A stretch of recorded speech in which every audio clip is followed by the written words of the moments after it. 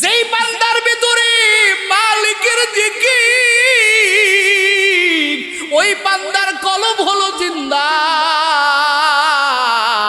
আর যেই বান্দার কলবের ভিতরে আমার মাওলার জিকির নাই, ওই বান্দার কলব হলো মুর্দা।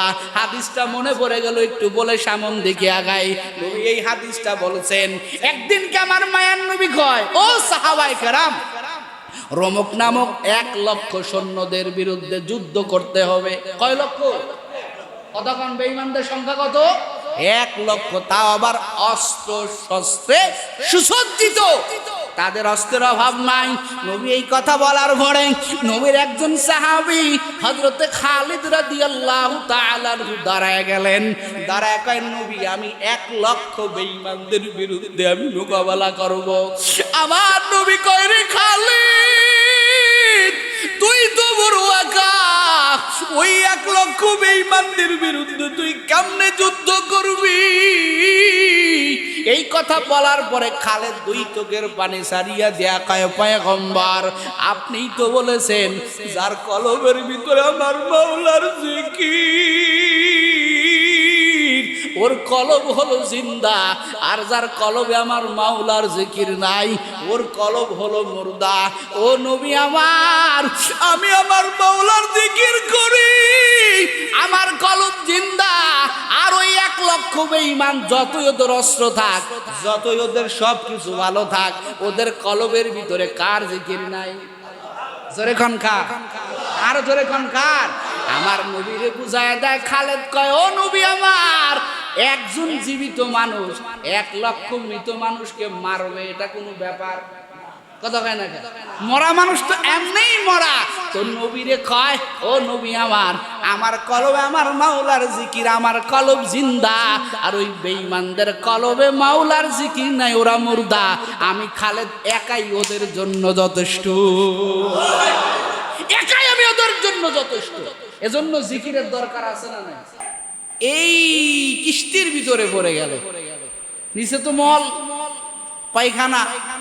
তো এখন যখন বুড়ি পায়খানার ভিতরে পড়ছে, কোন রকম উঠছে, উঠার পরে দেখে বুড়ির গায়ে যেই রোগ ছিল, কুষ্ঠির রোগ, এই রোগের বিন্দু পরিমাণ কোনো বালাই নেই। সুবহানাল্লাহ। তো সারল কিস্তিতে, বলেন নুহুর কিস্তিতে ডুব দেওয়ার কারণে। ভাইয়ার আমার, এই সংবাদ চতুর্দিকে ছড়ায় গেল। সব মানুষগুলো নিজের শরীরটাকে সুস্থ করার জন্য, নিজের শরীরটাকে ভালো করার জন্য সমস্ত মানুষেরা নূহ আলাইহিস সালামের এই কিস্তি থেকে এই মলগুলো বালতি ভরে ভরে, ডেকসি ভরে ভরে নিতে লাগলো। কারণ কি? আমার আল্লাহ পাক তো কাদের কুদরতওয়ালা আল্লাহ। যেই নূহ আলাইহিস সালামের ওই কিস্তির ভিতর দিকে নিয়া যেই মলটা গায়ে লাগায়, ওরে গায়ে লাগাইতে দেরি হয়, আর ওই শরীরের ওই মহা রোগ সারতে আমার আল্লাহ দেরি করে না। কাদের কুদরত দারি বড় কামাল, আন্তা হাসবি আন্তা রাব্বি দুল জালাল, তুহি কাদের জলিলুল্লাহ জাহাদার, বাহার হালে তুহি মেরা নিগাহদার, ইয়া ইলাহি মুঝসে মুঝকো दूर कर, ताके देखो मुझ में तुझको एक नजर। এবার নিতে নিতে নূহ আলাইহিস সালামের কিস্তির ভিতরে কোনো মল নাই। সুবহানাল্লাহ। এখন তো নিয়ে গেছে, কিছুই নাই। আল্লাহ কয়, দোস্ত টেনশন করা লাগবে না, আমি আল্লাহ কাদরে কুদরত ওয়ালা মালিক। ও পয়গম্বর, এরা পানি দিয়ে ধৌত করে নিয়ে যাবে, আপনার এই কিস্তি নিয়ে টেনশন করা লাগবে না। আমি আল্লাহ পাক আপনার এই কিস্তিটা কুদরতি ভাবে পরিষ্কারের ব্যবস্থা করে দিলাম। ভাইরা আমার, নূহ আলাইহিস সালাম কিস্তি পরিষ্কার হয়ে গেল, এখন প্লাবন হবে। আল্লাহ পাক পয়গম্বরকে বলছেন, এদিকে নূহ আলাইহিস সালাম এক বুড়িমার বাড়িতে গিয়া বললেন, ও বুড়িমা, আল্লাহ পাক কিন্তু আমাকে বলেছেন মহাপ্লাবন হয়ে যাবে, সব কিছু ধ্বংস হয়ে যাবে।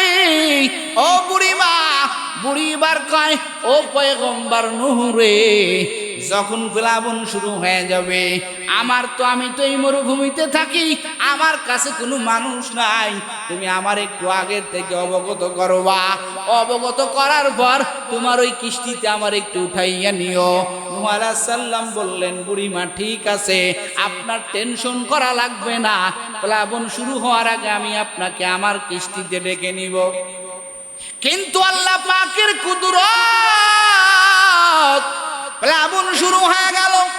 আল্লাহ পাক ওই বেঈমানদেরকে পানিতে চুবাইয়া চুবাইয়া, যেই বেঈমানেরা টিটকিরি মেরেছে, ও পয়গম্বর নূহ রে, মেঘ নাই বৃষ্টি নাই, কেন কিস্তি বানাও? বলে আমার আল্লাহর অর্ডার। বলে অর্ডার কে বলছে? বলে আমার আল্লাহ দিয়েছে।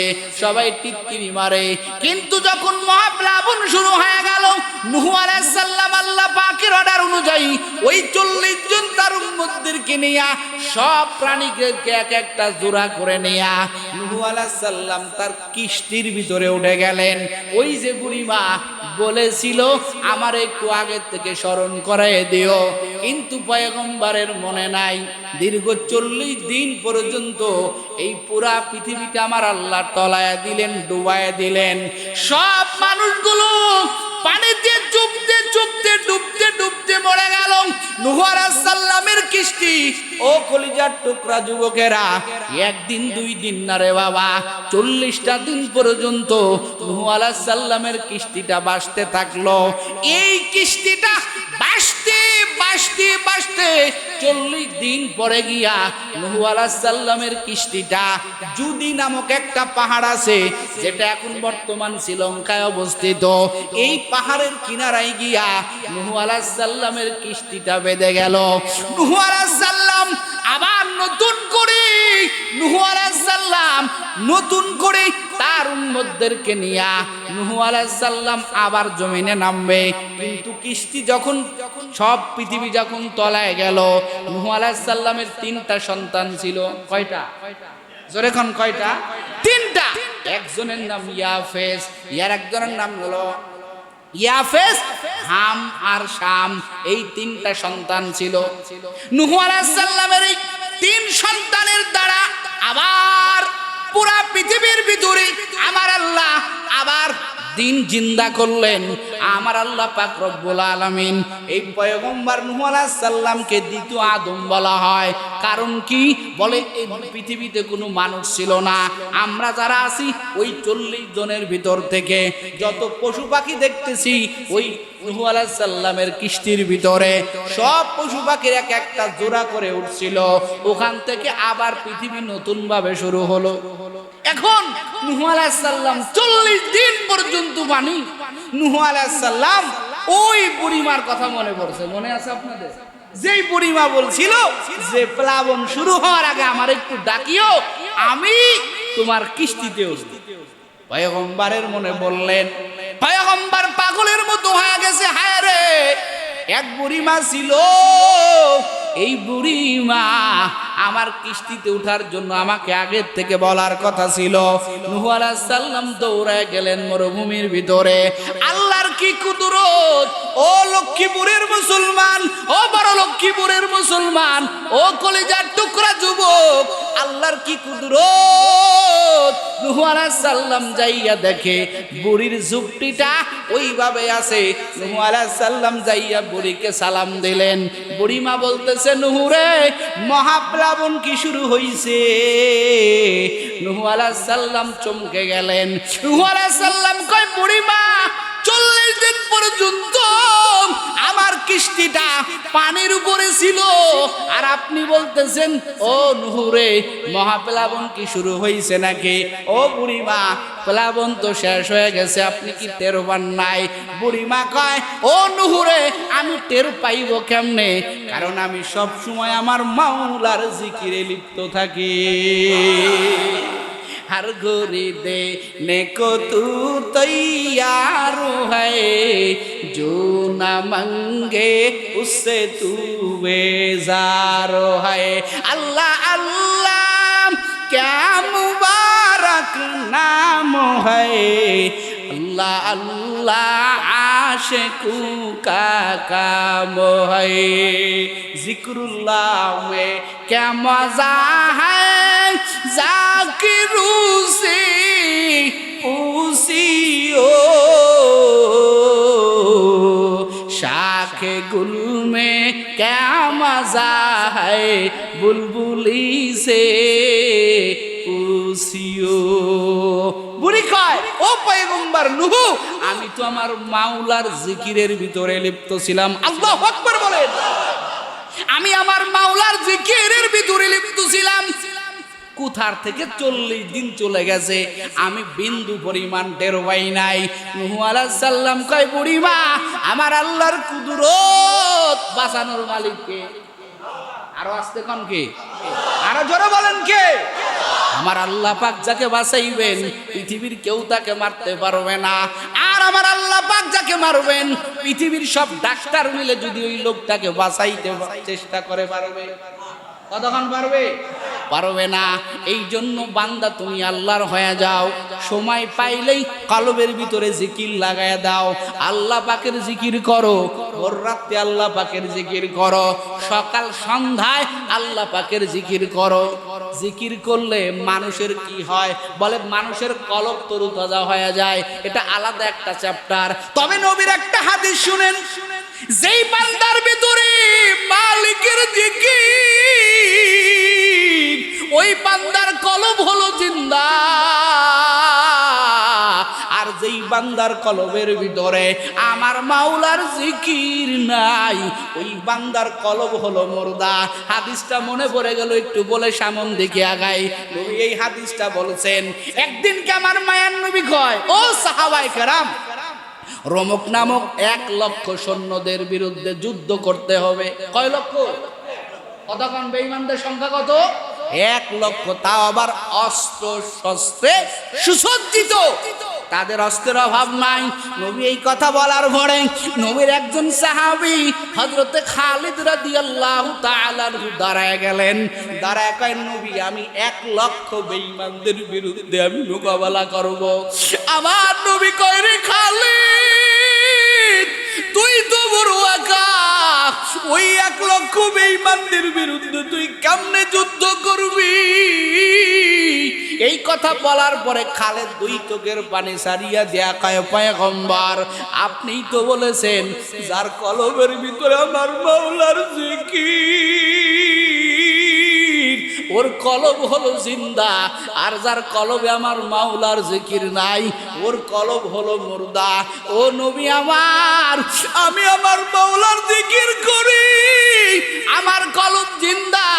আর ওই 1 লক্ষ বেঈমান যতই ওদের অস্ত্র থাক, যতই ওদের সব কিছু ভালো থাক, ওদের কলবের ভিতরে কার জিকির নাই? জোরে কোন কার? আর জোরে কোন কার? আমার নবীরে বুঝায় দেয়। খালেদ কয়, ও নবী আমার, একজন জীবিত মানুষ 1 লক্ষ মৃত মানুষকে মারবে, এটা কোনো ব্যাপার? কথা কয় না? মরা মানুষ তো এমনিই মরা। তো নবীরে কয়, ও নবী আমার, আমার কলবে আমার মাওলার জিকির, আমার কলব জিন্দা। আর ওই বেঈমানদের কলবে মাওলার জিকির নাই, ওরা মুর্দা। আমি খালেদ একাই ওদের জন্য যথেষ্ট, একাই আমি ওদের জন্য যথেষ্ট। এজন্য জিকিরের দরকার আছে না নাই? কতক্ষণ আছে না নাই? কলবের ভিতরে মাওলাকে ডাকবেন, আল্লাহকে ডাকবেন, মালিকের জন্য পাগল হয়ে যাবেন। জিকির করার কারণে আমার আল্লাহ পাক তাদেরকে ভালো করে দিয়েছেন। জিকির করছেন ইব্রাহিম নবী,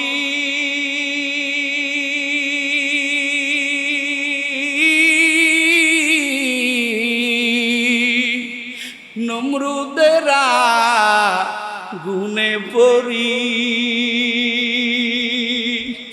আগুন হইল ফুল বাগিচা,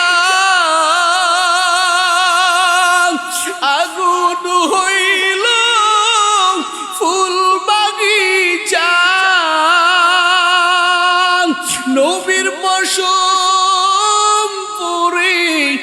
নাই।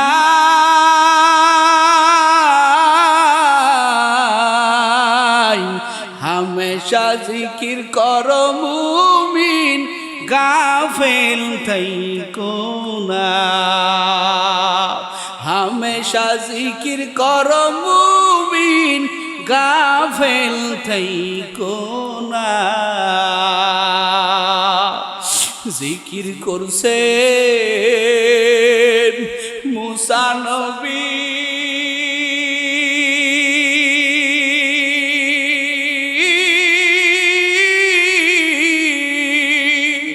তুর পাহাড়ে গেলেন চলি,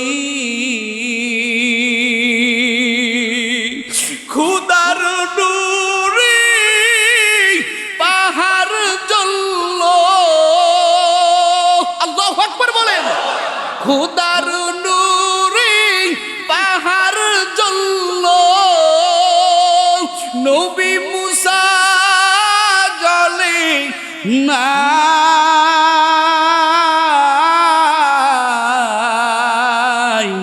হামেশা জিকির করো মুমিন, গাফেল থাইকো না। হামেশা জিকির করো মুমিন, গাফেল থাইকো না। জিকির লাগবে কি লাগবে না? ভাইরা আমার, জিকিরের দ্বারা আমার আল্লাহ মুর্দা দিলকে কি করে দেন? কথা হয় না কে? জিন্দা করে দেন। আল্লাহ কোরআনে অন্য জায়গায় বয়ান করে বলেছেন, ইয়া আইয়ুহাল্লাযীনা আমানু যকুরুল্লাহা যিকরান কাসীরা ওয়া সাব্বিহুহু বুকরাতাও ওয়া আসীলা। অনেকে জিকির পছন্দ করে না। কি করে না? জিকির পছন্দ করে না। জিকিরের বিরোধিতা। জিকির লাগবে কেন? জিকির লাগবে কেন? বলে জামা যেরকম ময়লা হলে পরিষ্কার করা লাগে, কি লাগে না? কতক্ষণ লাগে না? আমগো কলব একটা জামার মতো। এই জামাটা আমার নবী কয় লিকুল্লি শাইইন সিকালাতু ওয়া সিকালাতুল কুলুবি যিকরুল্লাহ। নবী কয় সব জিনিস পরিষ্কার করার জন্য যেমন মেডিসিন আছে, ও উম্মতের দল তোমার কলবটাও একটা জামার মতো। এই জামাটা কলবটা নোংরা হয়ে গেছে কিসের কারণে? বলে গুনার কারণে। তোমার গুনাহ হওয়ার কারণে আমার আল্লাহ তোমার কলবটা নোংরা বানায় ফেলাইছো। নবী কয় এই কলবটা জিন্দা করার জন্য একমাত্র হাতিয়ার আমার মাওলার জিকির। তবে আবার এই জিকিরের নামে বাটপারি করা যাবে না, এগুলো করা যাবে না। জিকির স্পষ্ট ভাষায় বলতে হবে আল্লাহ, সুবহানাল্লাহ, আলহামদুলিল্লাহ। এগুলো কার নামের জিকির? আরো জোরে বলেন কার? আল্লাহর নামের জিকির স্পষ্ট করে বলতে হবে, কারণ আমি আমার মালিককে মহব্বত করি, মহব্বতেই ডাকতে হবে। কথা কোন ঠিক না বেঠিক? ওই জিকিরের বিরোধিতা করো যেই জিকিরে মাওলার নাম নাই, আর যেই জিকির আমার মাওলার নাম আছে কেউ যদি বিরোধিতা করে ও টাটকা মুনাফিক। কথা বলেন ঠিক না বেঠিক? আমার আল্লাহ কোরআনে জিকিরের কথা বলেছেন। ভাইয়ারা আমার, তো মুসা হযরত নূহ আলাইহিস সালামের প্লাবন শেষ হয়ে গেল। নূহ আলাইহিস সালামের এক সন্তানের নাম ছিল শাম। কি নাম ছিল বলেন? শাম। এই শাম তিনি যেই দেশে বসবাস করতে শুরু করলেন, এই দেশটা তার নামে নামকরণ হয়ে গেল শাম। বর্তমান মানচিত্রে যেই দেশের নাম ইরাক, ওই দেশের একটা শহর ছিল, ওই শহরটার নাম ছিল শাম। এই শহরের ভিতরে একটা জায়গার নাম ছিল শহরে বাবেল। কি নাম ছিল বলেন? শহরে বাবেল। এই শহরে বাবেলের ভিতরে ওই সময়ে টপ লেভেলের একটা জালেম ছিল, যার নাম হলো নমরুদ। এই নমরুদ ওখানে বসবাস করতে শুরু করলো। নূহ আলাইহিস সালামের সন্তান শামের থেকে যেইখানে বসবাস শুরু হয়ে গেল, ওইখানে একটা জায়গা নাম ছিল শহরে বাবেল। এই শহরে বাবেলের টপ লেভেলের একজন জালেম বাদশা ছিল, যার নাম হলো নমরুদ। এই নমরুদের থেকে আবার শুরু হয়ে গেল। ওখান থেকে নমরুদ স্বপ্নে দেখলো যে তার যেই রাজত্ব সে কায়েম করছে, এই রাজত্ব আসমান থেকে একটা আগুনের গুল্লা আইসা পুরা রাজত্ব জ্বালাই দিতেছে। স্বপ্ন দেখছে আগুনের গুল্লা আইসা জ্বালায়। নমরুদ্দার মাথা নষ্ট, এমন স্বপ্ন কেন দেখলাম? এবার নমরুদ তার সমস্ত স্বপ্ন ব্যাখ্যাবিদ পণ্ডিতদের একত্রিত করিয়া ব্যাখ্যা চাইল, বলে আমার স্বপ্নের ব্যাখ্যা কি? পণ্ডিতেরা ব্যাখ্যা দিল, নমরুদ অচিরেই তোমার এই রাজত্ব আর থাকবে না, এগুলো আসমান থেকে একজন মনীষীর আগমনে, একজন নবীর আগমনে তোমার পুরা রাজত্ব জ্বালায় পোড়ায় ধ্বংস করে দেবে। জোরে কর। নমরুদ দেখায় আসছেনি, বলে না এখনো আসে নাই, আসবে আসবে ভাব। নমরুদ বলল আজ থেকে টোটাল জায়গা জানায়া দাও, কোন স্বামী স্ত্রী এক জায়গায় থাকতে পারবে।